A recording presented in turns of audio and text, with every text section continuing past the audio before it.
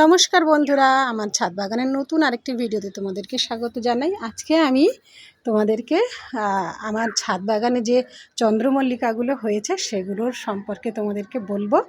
আর এবছরেই আমি এটা টিপসটা দিচ্ছি, কিন্তু আগামী বছরে তোমাদের কিন্তু এই টিপসটা খুব ভালোভাবে কাজে লাগবে। তো তার জন্য তোমরা ভিডিওটা অবশ্যই সেভ করে রাখবে বা নিজের টাইমলাইনে শেয়ার করে রাখবে, তাহলে কিন্তু পরবর্তীকালে এই ভিডিওটা তোমরা খুঁজে পেয়ে যাবে। আর চন্দ্রমল্লিকার চাষ করতে চাইলে অবশ্যই তোমরা এই ভিডিওটা একবার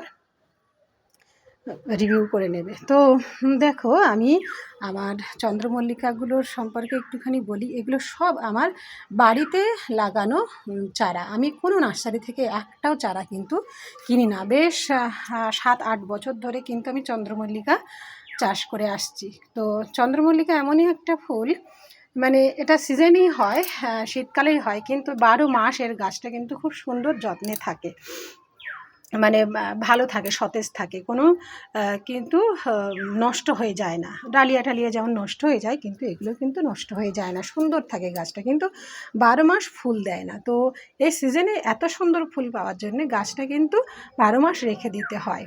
তো আমি যে টবে ধরো এক একটা কালার আমি রেখে দেবো, আর বাদ বাকি সবগুলো আমি তুলে দেবো, কারণ এতগুলো টব আমি তো আর নিশ্চয়ই অন্য সিজনের যে অন্য ফুলগুলো লাগাবো তখন আবার টব কোথায় পাবো। তো সেই কারণে আমি প্রত্যেকটা কালার একটা করে করে রেখে দিই, বা কী করি, যেগুলো দেখছি বড় টব তার সাইডে রেখে দিই।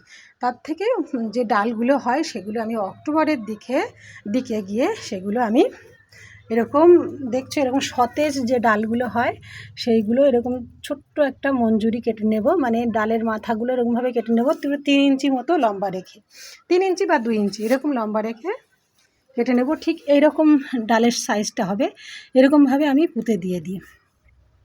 এবার দিয়ে ছায়া জায়গায় 2-3 দিন রেখে দেওয়ার পরে তারপরে কিন্তু আমি ওটা জল দিতে থাকি। তারপরে আস্তে আস্তে গাছটা যখন বসে যায় তারপরে প্রতিদিন জল দিই। ছাদ বাগান প্রতিদিন জল দিতে হয়, তার সাথে সাথে সার বা ওদের যে যত্নগুলো সেগুলো করতে থাকে। তো অক্টোবরের দিকে যখন আমি বসাই, তারপরে আমি আমার বাড়িতে যে সারগুলো ব্যবহার করি, মানে অন্যান্য গাছের ক্ষেত্রে, সবজির ক্ষেত্রে যেগুলো ব্যবহার করি সেইগুলো ছাড়া অন্য কিছুই কিন্তু আমি এদের দিই না। যেমন ধরো খোল পচা জল, আর ধরো সুফলা 2-1টা, মানে সুফলা মানে 10-26 যেটা বলা হয় ওটাও দিই। আর এছাড়া মানে টুকটাক গোবর সারটার যদি থাকে তো টুকটাক দিয়ে থাকি। সব গাছে যেগুলো দিই এদেরও তাই দিই, তাতেই কিন্তু এত সুন্দর সুন্দর ফুল হয়েছে। তো এই যে ফুলটা দেখছো, এটা আমি এবছরে আমার ছাদ বাগানে প্রথম স্থান পেয়েছে।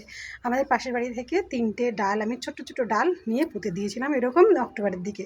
তাদের ডালগুলো ধরে সুন্দর বসেছিল, তারপরে আস্তে আস্তে গাছটা গ্রোথ হতে থাকে, তারপরে এত সুন্দর ফুল কিন্তু প্রায় মাসখানেক হয়ে গেল এই ফুলটা এরকম সুন্দর করে ধরে আছে। আর চন্দ্রমল্লিকার একটা বিশেষ গুণ আছে, মানে ফুলটা একদিনে ঝরে যায় না, অনেক দিন পর্যন্ত থাকে। এই যে কালারটা দেখছো, এটা এতটা লাইট কালার ছিল না, এটা অনেকটা ডিপ মেরুন যেটা হয় সেটাই ছিল, কিন্তু আস্তে আস্তে যখনই ফুলটা বয়স বাড়ছে ফুলটা আস্তে আস্তে কালারটা চেঞ্জ হয়ে যাচ্ছে, মানে ভীষণ ভালো লাগে। একটা গাছে 2-3 রকমের ফুল।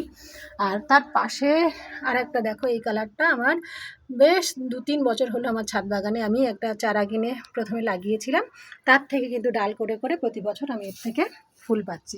আর এটা দেখছো ডিপ পিঙ্ক, এই পিঙ্কটা কিন্তু দারুণ ফুটবে, এটা এখনও পুরোপুরি ফোটেনি। আর দেখছো কত হারে কুঁড়ি এসেছে। তারপরে এটাতে দেখছো কি সুন্দর একটা লাইট কালার। তো এইরকম ফুল আমার ছাদ বাগানে কিন্তু প্রচুর ভরে যায়, আর এরকমভাবে পরিচর্যা করে থাকি। এই পাশে আর একটা কালারও রয়েছে, খুব সুন্দর কালার। তো এইরকমভাবে কিন্তু প্রতি বছর তোমরাও চাষ করতে পারো, আর এত সুন্দর ফুলও পেয়ে যেতে পারো। আর এই যে সাদা ফুলটার তো তুলনায় হয় না, দুর্দান্ত দেখতে। এবং প্রতি বছর কিন্তু আমার সে 7-8 বছর ধরে কিন্তু আমার ছাদ বাগানে এটা এত সুন্দরীভাবে হচ্ছে। তো আজকে এই পর্যন্তই রাখছি বন্ধুরা, একটু ব্যস্ত হয়ে পড়লাম, পরে কোনো একটা ভিডিওতে তোমাদেরকে আরও সুন্দর করে বোঝানোর চেষ্টা করব। আজকের মতো টাটা।